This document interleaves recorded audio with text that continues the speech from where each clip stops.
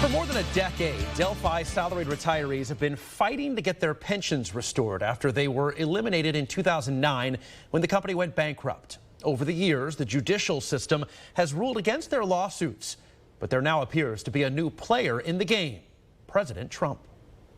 All I can say is this has the president's attention. Top White House advisor Peter Navarro says Delphi Salaried Retirees have a new ally in the fight to get their pensions restored. We believe very strongly that Joe Biden and Barack Obama did a tremendous disservice to the Delphi salaried employees. The White House now looking at all legal options in dealing with the Pension Benefit Guaranty Corporation, which took over the pension plans and then terminated them in 2009. While the PBGC is an independent agency, its members were appointed by the president.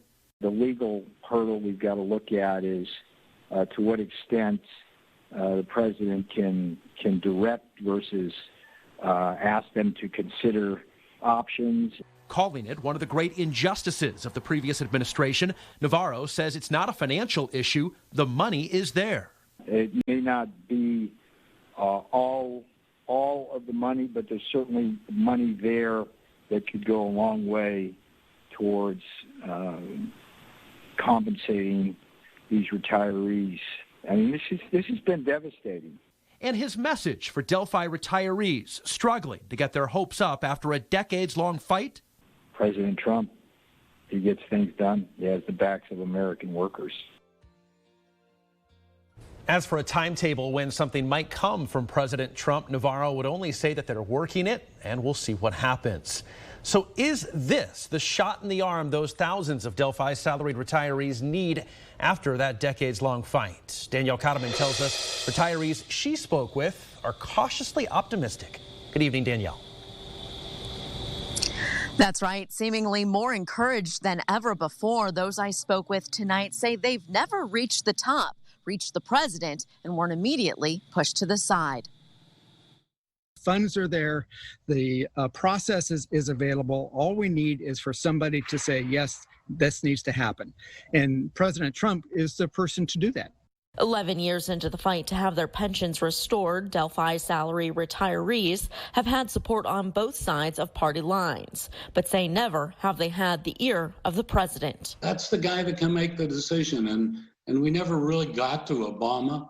And when he was questioned about it, he showed no interest. The president recognizes that this is an injustice, that he has the ability to right. Congressman Mike Turner is among those who have advocated for the roughly 6,000 Ohioan retirees. He explains the president appoints the PBGC board, which now holds the dollars he feels are owed to these workers. So the president would have an ability to direct his cabinet to take action on this case. And the retirees, as well as President Trump's top economic advisor, agree this action would not cost taxpayers.